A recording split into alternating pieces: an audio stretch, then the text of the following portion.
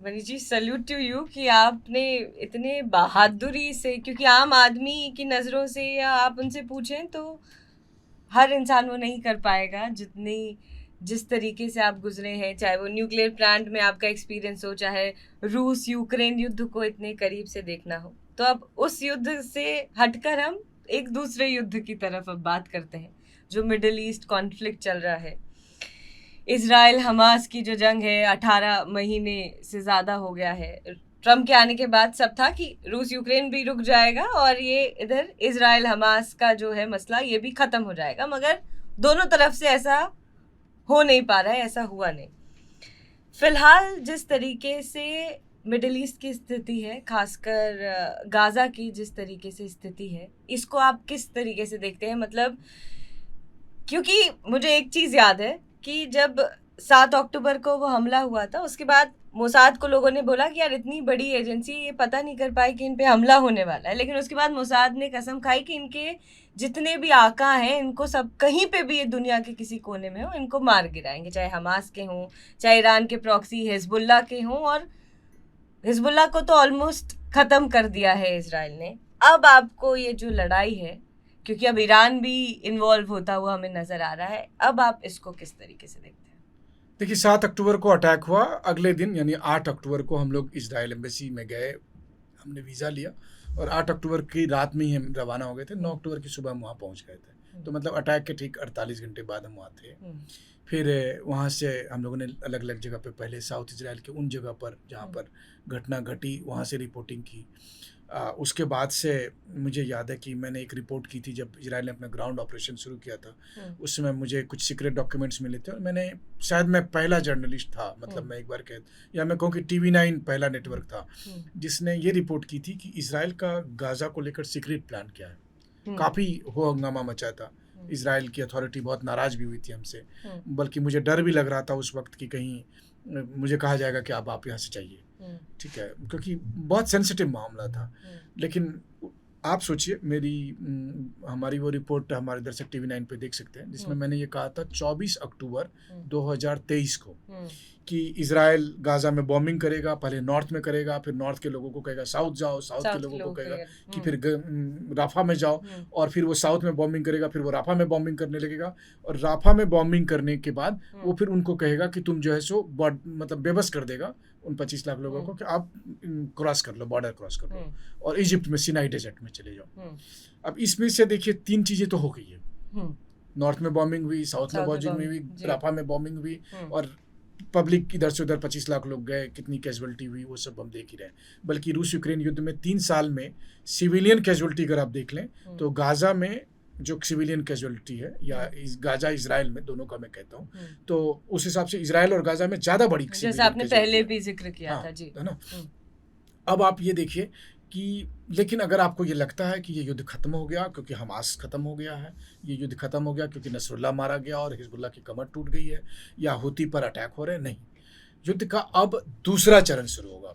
या फिर हमारे मतलब मुंबईया भाषा में कहें तो अभी तो ट्रेलर हुआ है, असली फिल्म बाकी है। तो असली पिक्चर क्या है? असली पिक्चर है ईरान। हम सब जानते हैं कि हमास, हिजबुल्लाह, हुती, ये सब ईरान के बनाए हुए प्रॉक्सी थे, और जो जंग ईरान नहीं लड़ रहा था वो इनसे लड़वा रहा था।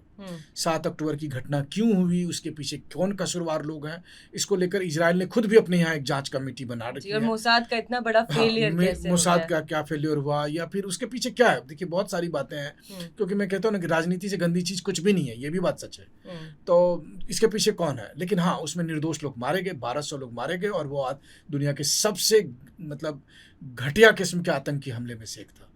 तो जिसकी जितनी सोचिए आप, हम और आप शेयर जाता है, छोटे छोटे बच्चों को आप अगवा करके लेके गए, या तो पहले जिस तरह से मारा, अंदर फिर वो अगवा करके लेके गए, फिर अभी तक 100 से ज़्यादा हॉस्टेज अभी तक वापस नहीं आए। लेकिन इन सब के बाद भी अब मैं एक चीज़ आपको बहुत गंभीरता के साथ कह रहा हूँ कि अभी असली युद्ध होना बाकी है। और वो असली युद्ध क्या है कि असल में क्या है ना, इजराइल और ईरान दोनों एक दूसरे को कहते हैं कि धरती पे नहीं होना चाहिए।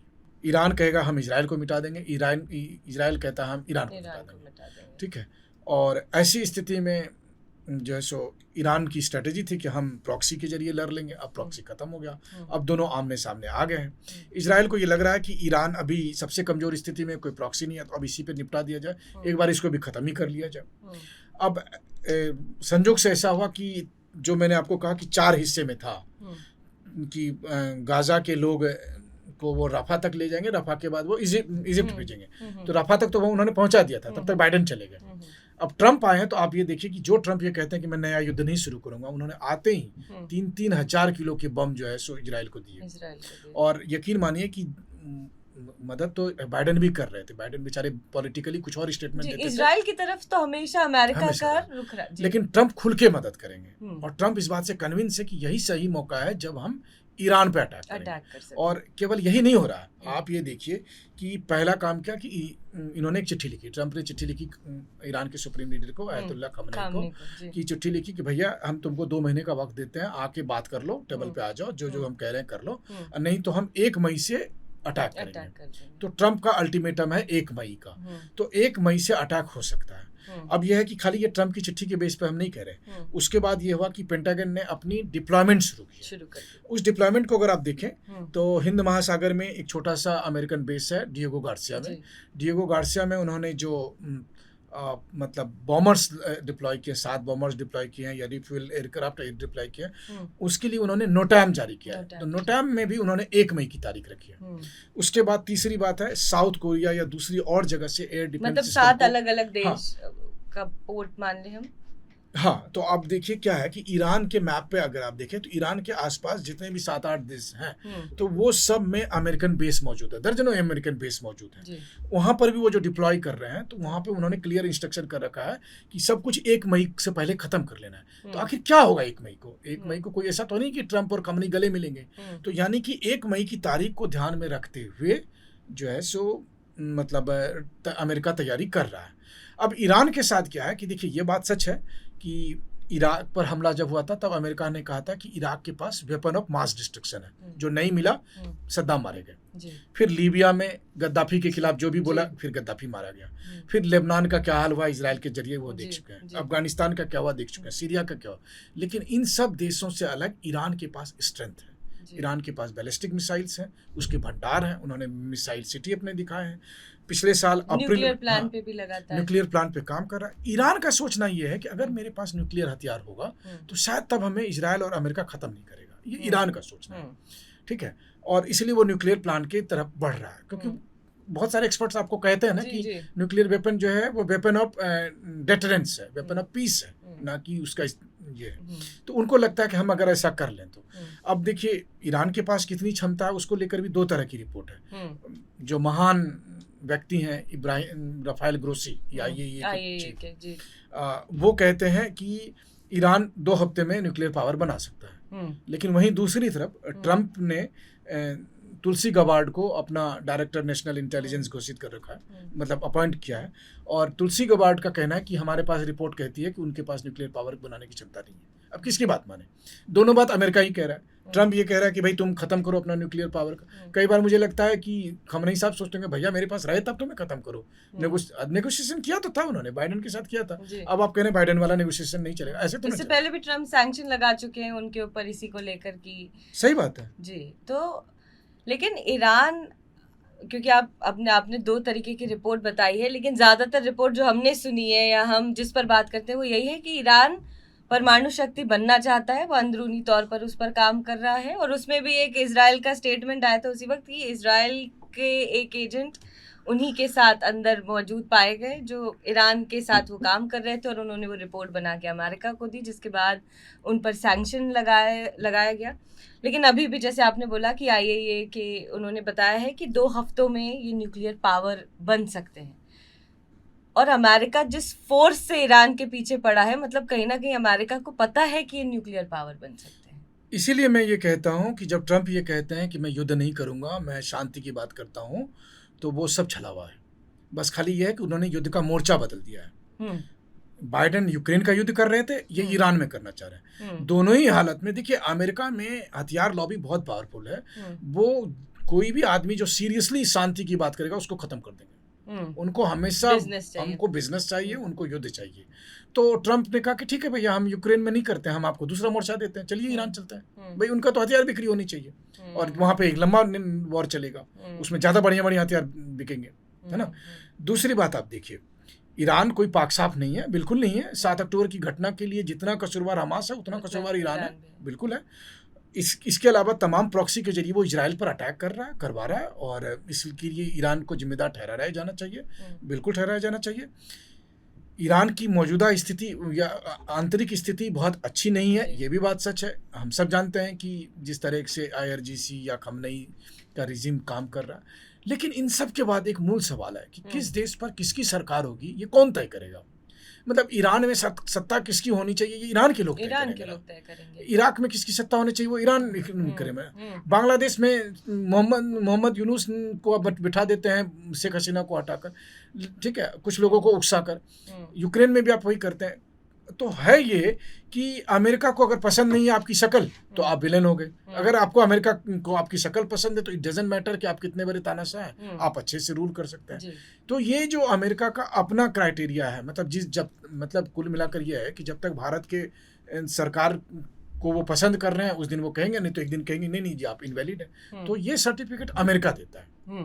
अभी जैसे ट्रम्प ने, अगर मैं गाजा की बात कहूँ, तो उन्होंने बोला कि यहाँ के लोग सब जाएं, इजिप्ट को बोला, जॉर्डन को बोला, और वहाँ वो कंस्ट्रक्शन अपना करना चाहते हैं, उसकी अपनी एक प्लानिंग है। तो हर जगह उनका एक बिजनेस प्लान चल रहा है। ऑल्दो इजिप्ट और जॉर्डन ने मना कर दिया कि हम यहाँ के लोगों को नहीं लेंगे। तो क्या इजराइल के साथ अमेरिका, हर बार ये सवाल उठता है कि अमेरिका किसी के लिए लॉयल नहीं रहा है, ये इतिहास कहता है, और अभी भी ऐसे ही कुछ चल रहा है। लेकिन इजराइल के लिए अमेरिका की जो लॉयल्टी है, क्या वो बिल्कुल पाक साफ है? 100%। वो इकलौता ऐसा देश है जिसके लिए अमेरिका की लॉयल्टी, चाहे कोई भी सरकार हो, वो बिल्कुल कोई भी सरकार। देखिए, इजराइल अमेरिका का 51वां राज्य है। कनाडा का तो पता नहीं कि 51वां बनेगा नहीं बनेगा, लेकिन इजराइल वाकई में 51वां राज्य है। नंबर 1। नंबर 2 बात है, दुनिया में हर कोई पता है कि अमेरिका में जो ज्यूज लॉबी है वो कितनी पावरफुल है, ठीक है। इन सब के अलावा ये भी बात सही है कि मिडिल ईस्ट में इजराइल अमेरिका की, देखिए ये एक तरफा रिलेशन नहीं है, ये 2 तरफा रिलेशन है।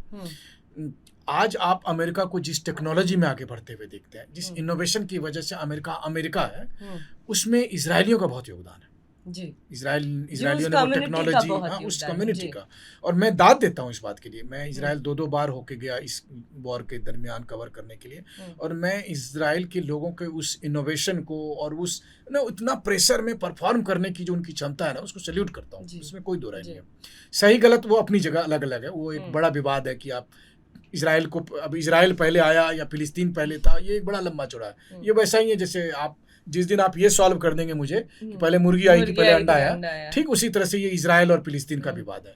मतलब दोनों के लिए वही चीज़ है। क्योंकि देखिए, इस्लाम धर्म में अल-अक्सा टेम्पल मक्का और मदीना के बाद तीसरा सबसे महत्वपूर्ण जगह है, लेकिन ये भी बात सही है कि यहूदियों के लिए वो वही फर्स्ट टेम्पल और सेकंड टेम्पल था। तो इसका मतलब अल-अक्सा टेम्पल से पहले वो टेम्पल था, है ना। तो वहाँ ज्यूज तब रह रहे थे। तो इसलिए इतिहास में अगर हम ना जाएं, मौजूदा स्थिति में भी अगर आप देखें, तो ये कहा जाता, और बल्कि मैं अपनी रिपोर्ट के जरिए भी कहता हूँ कि इजराइल गाजा में अब लोगों को नहीं रहने देगा, नहीं रहने देगा। तो गाजा का हिस्सा चाहिए, लेकिन मगर अब कोई दूसरे देश उन्हें ले नहीं रहे, तो वो लोग जाएंगे कहाँ? वही बात है ना कि वो जाएंगे कहाँ? सारे देश, सऊदी मना कर रहा है, जॉर्डन मना कर रहा है, इजिप्ट मना कर रहा है। आप देखिए ना, ईरान पे एक बार अटैक हो जाने दीजिए, ईरान पे अटैक होने के बाद यही इजिप्ट और सबकी मुंह बंद हो जाएंगे, सब पब्लिक को ले लेंगे जी, ठीक है। पहली बात तो यह है, क्योंकि एक बार ईरान कमजोर हुआ तो उसके बाद गाजा के लोगों को मजबूरी में इजिप्ट और वो सब ले लेंगे। एक तो पहली चीज़ ये है। दूसरी चीज़, मिडिल ईस्ट में ना थोड़ा सा डायनामिक्स देखिए क्या है। हम जब भी बात करते हैं इजराइल वर्सेस ईरान की या इजराइल वर्सेस ईरान, तो ऐसा लगता है कि ये ज्यूज वर्सेस मुस्लिम की बात है, बट ऐसा नहीं है। मुस्लिम देशों में कोई एकता नहीं है। इस गलतफहमी में हम लोग नहीं रहना चाहिए। एक तो शिया सुन्नी का हम जानते ही, अफगानिस्तान पाकिस्तान देखते ही हैं, एक उदाहरण है। सबसे बड़ी बात क्या है कि मैं इसको दूसरे तरह से आपको मतलब रखना चाहता हूँ। संयोग से था कि एक बार हम लोग इजराइल जा रहे थे और लगातार जो अटैक हो रहे थे, हिजबुल्लाह के अटैक हो रहे थे, तो फ्लाइट मेरी कैंसिल हो गई। तो मैं दुबई में था और दुबई में मैं चले गया बुर्ज खलीफा देखने के लिए। बुर्ज खलीफा में बैठ के मेरे मन में एक विचार आया, उस समय तक नसरुल्लाह नहीं मारे गए थे, कि अगर हिजबुल्लाह ऐसे ही पावरफुल होते रहे हिजबुल्लाह पावरफुल होते रहे, मान लीजिए एक आर्गुमेंट के लिए हम्म, कि किसी दिन लेबनान से हिजबुल्लाह निकला और उसने यूएई पर फतह हासिल कर दी, हम्म, तो जिस बुर्ज खलीफा में हम आप जाते हैं वो दुनिया की आज की सबसे बड़ी बड़ी इमारत। बिल्डिंग है और वहाँ सबसे बड़े शॉपिंग मॉल है, सारी अत्याधुनिक चीजें हैं, हम्म, उसको हिजबुल्लाह क्या करेगा? यकीन मानिए, हम आप सब जानते हैं कि उसको दुनिया की वो शायद सबसे ऊंची मस्जिद घोषित कर दें, बिल्कुल। है ना। असल में ये लड़ाई मिडिल ईस्ट में मुस्लिम कंट्री के उदारवादी विचारधारा और कट्टरपंथी विचारधारा के बीच की लड़ाई है। बीते कुछ सालों में, ये मेरी अपनी अंडरस्टैंडिंग है और एक्सपर्ट्स इस पे हाँ ना बता सकते हैं, बीते कुछ सालों में या कुछ दशकों में मिडिल ईस्ट के जो कंट्री हैं, यूएई, सऊदी, कतर, बहरीन, इनके पास खूब पैसा है। ये अब नए जमाने के यूरोप है, ये नए जमाने के पश्चिमी देश हैं।